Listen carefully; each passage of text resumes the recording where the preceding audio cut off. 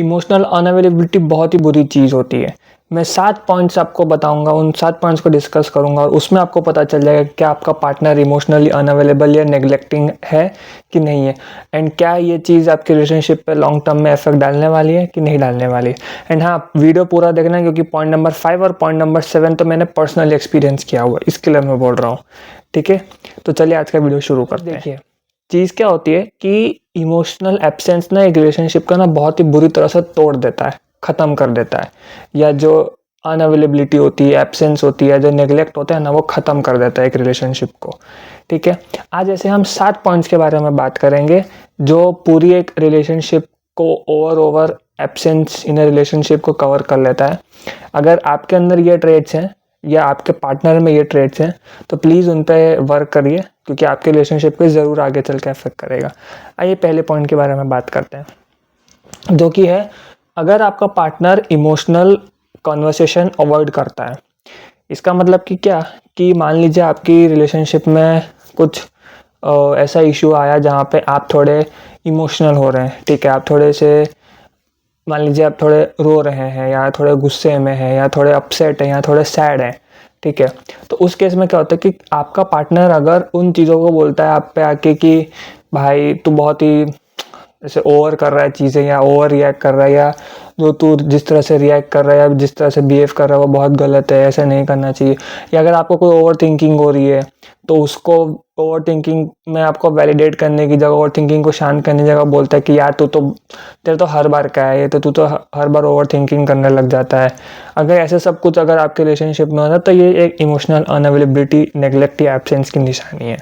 Point number 2, आपके जो emotions है ना, सामने वाले को एक बोझ से लगने लगते हैं। जैसे कि क्या, कि अगर आप मान लीजिए आप मांगो कि आपको ओवर थिंकिंग हो रही है, आपको कोई थॉट डिस्टर्ब कर, आपको कोई चीज़ डिस्टर्ब कर रही है, या आपको कोई एक पर्टिकुलर उनका कोई एक्शन डिस्टर्ब कर रहा है, आप उनको बोलते हो, तो वो आइडियली क्या होता है, वो समझते हैं कि ओके ये चीज़ तुझे हर्ट कर रही है, तो ये चीज़ ज़रूर मेरे वजह से कुछ हो रही होगी, या मैंने कुछ ऐसा किया होगा जिसकी वजह से हो रही है। मैं इस चीज़ की अकाउंटेबिलिटी लेता हूँ या लेती हूँ, एंड आगे से ये चीज़ नहीं होगी इसकी गारंटी मैं देता हूँ या देती हूँ, या मैं खुद पे इन चीज़ों के लिए वर्क करूँगा। आइडियली ये होता है। बट जो इमोशनली एब्सेंट, नेग्लेक्टिंग या अनअवेलेबल पार्टनर होगा, वो क्या करेगा, वो इन चीज़ों को बोलेगा तेरे को तो हर चीज़ में प्रॉब्लम होने लगती है, अगर मैं कुछ भी करूं, कुछ भी बोलूं, मैं कुछ ज़रा सा भी सांस भी ले लूं तो भी तेरे को प्रॉब्लम होने लगती है। मैं इतनी सी बात को कौन इशू बनाता है। ज़रा सा आपको ना उनका रिएश्योरेंस चाहिए, ज़रा सा आपको उनका अफेक्शन चाहिए, लव चाहिए, आपकी वो सारी थॉट्स रिलैक्स हो सकते हैं। या आपको बोलता है कि आपको भले रिएश्योर कर देगा लेकिन फिर आपको सोचने के लिए ब्लेम करेगा कि तुमने सोचा क्यों। अरे भाई, थॉट है, आ सकता है कभी भी, बता के थोड़ी आता है। तो मैं अगर मुझे थॉट है मैं तुझे ही बोलूंगा ना आके, तो उस पर इश्यू बनाने की जगह कि यार तुझे ट्रस्ट नहीं है, तू ऐसा तू वैसा नहीं है। सिंपल इमोशनली मैच्योर आदमी क्या करेगा कि उसका सवाल पूछा, कोई प्रॉब्लम है, उसको हर्ट हो रहा है, उसने वो पूछा, उसने वो जवाब दिया, तो बात खत्म वहां पे हो जानी चाहिए। बट इनके लिए वहां बात खत्म नहीं होती। अगर ये ऐसा कोई साइन है तो आपका पार्टनर और आपकी रिलेशनशिप एट स्टेक जरूर से है।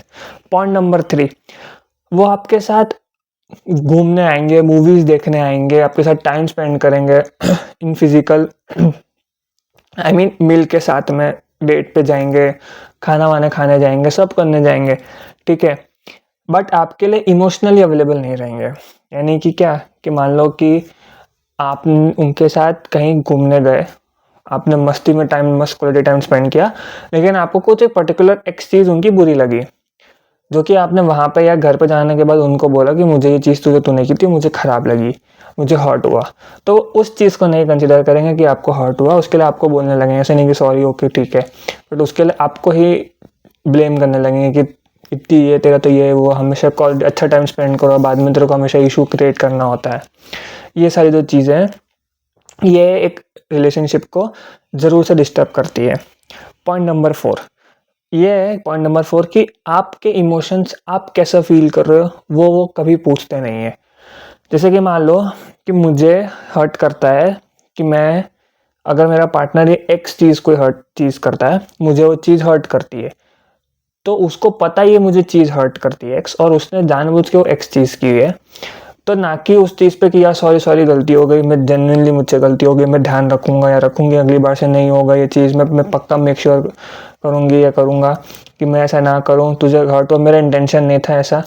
जो ये चीज़ ना इमोशनली अवेलेबल आदमी करता है, मैच्योर प्रेजेंट आदमी करता है कि भाई गलती होगी, बट उनको पता है ये चीज़ तुम्हें हर्ट की होगी। तुम भले ही बोल नहीं रहे हो कि तुम्हें हर्ट हो रहा है, पर तुमको भी पता, उनको भी पता कि चीज़ हर्ट करने वाली है, फिर भी वो पूछते नहीं है।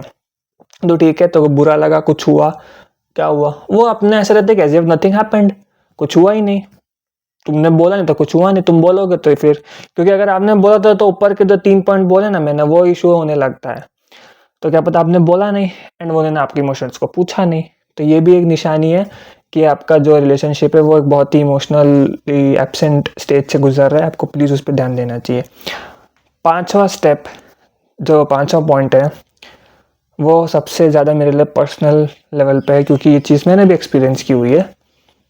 क्या होता है कि मान लो आपकी रिलेशनशिप में आपका हो रहा है झगड़ा, ठीक है, कोई आप लोग कोई इशू में आ रहे हो, आप लोग ने कुछ एक टॉपिक पे, पर्टिकुलर एक्स टॉपिक पे आप लोगों का इशू क्रिएट हुआ। तो उससे क्या होता है कि आप चाहिए होता है कि जब आपके बीच में झगड़ा हुआ या आपके बीच में कुछ एक टॉपिक ऑफ ऐसे कॉन्फ्लिक्ट ऑफ इंटरेस्ट आया किसी चीज़ का, तो आप चाहते हो कि आप बैठ के बात करके उन चीज़ों को सॉर्ट करो कि भाई ये इशू है जिसकी वजह से प्रॉब्लम हो रही है, तो क्यों ना इस चीज़ पे हम वर्क करें, क्यों ना हम इस चीज़ पे कुछ सोल्यूशन निकालें, ना कि इसको ऐसे ही नेग्लेक्ट कर दें, छोड़ दें या ऐसा कर दें। आपको ये चाहिए होता है, बट सामने वाला जो पार्टनर होता है उसको ना इमोशनल कन्वर्सेशन में उतरना नहीं होता। तो वो क्या करते हैं उस केस में, फ़ोन बंद करके चले जाएंगे, मैसेज सीन नहीं करेंगे, कॉल नहीं पिक करेंगे, सो जाएंगे। भाई आप यहाँ हर्ट हो रहे हो, आपको इफेक्ट हो रहा है, और वो सो गए, वो फ़ोन बंद कर दिए, वो गायब हो गए, वो बाहर चले गए, वो मैसेज ही सीन नहीं कर रहे। उनको पता है कि ये जहाँ पे परेशान हो रहा होगा, हो रही होगी, मैसेज आया होगा, कॉल कर रहा होगा, टेक्स्ट कर रहा होगा, सोच रहा होगा, ओवर थिंकिंग हो रही होगी, क्या पता रो भी रहा हो, क्या पता बहुत ज़्यादा एंग्जाइटी हो रही हो, उनको सब पता है, क्योंकि वो इमोशनली अनअवेलेबल है, मैच्योर नहीं है। तो उनको ये चीज़ फील नहीं होती, उनका उसको फ़र्क नहीं पड़ता, तो वो जाके अपने काम में लग जाते हैं, तो डिसअपियर हो जाते हैं वो आपके रिलेशनशिप में ड्यूरिंग डिफ़िकल्ट टाइम्स। ये सबसे बुरा साइन होता है। 6th साइन जो है कि जो आपकी फीलिंग्स हैं, आपके जो इमोशंस हैं, उसको वो डिसमिस कर देते हैं। डिसमिस यानी कि क्या, कि अगर आप कुछ चीज़ बोल रहे हो कि मुझे ये चीज़ तेरी हर्ट कर रही है, तो उस चीज़ को हाँ ठीक है मैं ध्यान रखूँगा, नहीं करेंगे। अब तुझे पता है मेरे साथ आज ऐसा ऐसा हुआ। भाई आप अपने दिन का कुछ बता रहे हो, आप अपने साइड का कुछ बता रहे हो, आप अपना कुछ अच्छा टाइम, आप हो सकता है अच्छी चीज़ बता रहे हो आपकी, भाई आज पता है मेरे साथ ये चीज़ अच्छी हुई, तो बोलता है अरे सुन ना मेरे ये सुन। तो आपको क्या, आपकी अपना पूरे दिन का बता देंगे जब अगर, और आपको अगर फॉर्मेलिटी के लिए पूछ लेंगे हाँ तेरा कैसा था, आप बता रहे होगे, तो उसमें से आपको बीच में से काट के कोई नया टॉपिक चालू कर देंगे क्योंकि बस उन्होंने पूछने के लिए पूछा है, और आप तो बताने लग गए हो। तो उनको तो सुनने में इंटरेस्ट नहीं, उनको तो अपना बोलना है, क्योंकि उनको तो कोई चाहिए जो उनकी सुने, क्योंकि उनके लिए तो यही है ना, तुम मेरी सुन, मैं तो तेरी नहीं सुनने वाला। ठीक है, तो ये चीज़ होती है ना, आपकी फीलिंग्स, आपकी इमोशंस को डिसमिस कर देते हैं वो लोग, ये भी एक निशानी होती है। 7th पॉइंट जो है, यानी मेरे लिए सबसे ज़्यादा पर्सनल लेवल पे है, कि रिलेशनशिप में हो के भी ना आपको अकेलापन लगता है। यानी कि क्या, आपका पार्टनर है, वो आपको टाइम नहीं दे रहा है, वो एब्सेंट है, वो घर पे होता है तो भी 50 काम में सुबह से शाम तक बिजी होता है, आपके मैसेजेस सीन नहीं होते हैं, आपके रिप्लाई नहीं आते, आपको कॉल नहीं आता, आपका कॉल पिक नहीं किया जाता, आपको कॉल बैक नहीं आता।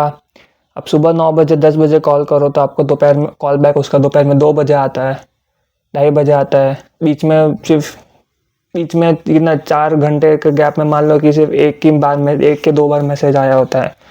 फिर बाद में दोपहर में जब कॉल बैक आता है तो आधा घंटा बात होती है, फिर उनको दोपहर में जैसे इवनिंग नैप लेने की काफ़ी लोगों को आदत होती है, तो उनको दोपहर में सोना होता है या उनको कोई और काम आ जाता है पर्टिकुलरली, तो और फिर उसके बाद सो जाते हैं या जो भी काम करके आता है, फिर शाम को 15-20 मिनट बात होती है, फिर से उस चीज़ को नहीं रखा जाता कंसिडरेशन में। फिर अपना कॉलेज में जाओ, अपने काम पे जाओ, वहाँ भी उनके काम है, लेक्चर है। चलो कॉलेज बाहर हो, काम पे हो, कॉलेज में हो तो समझ आया कि भाई नहीं अवेलेबल रह पाते, नहीं टाइम दे पाते। बाद में घर आने के बाद फिर बिजी हो जाते हो, तो आप रिलेशनशिप में होके भी अकेले हो। आपका पार्टनर है लेकिन आपका पार्टनर आपके लिए है ही नहीं। क्यों? क्योंकि उसके लिए तो बाकी दुनिया की चीज़ें इंपॉर्टेंट है। मैं ये नहीं बोलता कि तुम दिन भर कॉल पे बात करते रहो, जैसे कि मैंने अपने पिछले 2 वीडियोस में बोला कि दिन भर कॉल पे बात करना नहीं चाहिए, लेकिन दिन भर में अपने पार्टनर को इंक्लूड करना चाहिए via through a text, a call और may be some random updates during the throughout the day. आप चाहे तो मेरी पिछली 2 वीडियोस देख सकते हैं जो इमोशनल एब्सेंस बनी हुई, अगर आपको इस पर और इन्फॉर्मेशन चाहिए तो ये थे 7 साइन एक इमोशनली एब्सेंट रिलेशनशिप की या इमोशनली एब्सेंट पार्टनर की अनअवेलेबिलिटी की। अगर ये साइंस है तो प्लीज़ अपने पार्टनर के साथ वर्क करेगा। मैं अगला वीडियो लाऊंगा कि इन चीज़ों पे कैसे किन किन स्टेप्स पे वर्क किया जा सकता है। आई होप आपकी रिलेशनशिप बहुत अच्छी स्टेज पे जल्दी से जल्दी आ जाए एंड आप लोग बहुत ही ज़्यादा प्यार से रहें, आप लोग बहुत ही ज़्यादा ग्रो करें साथ में and you guys end up being together. I hope the very best for you. Thank you. Bye bye.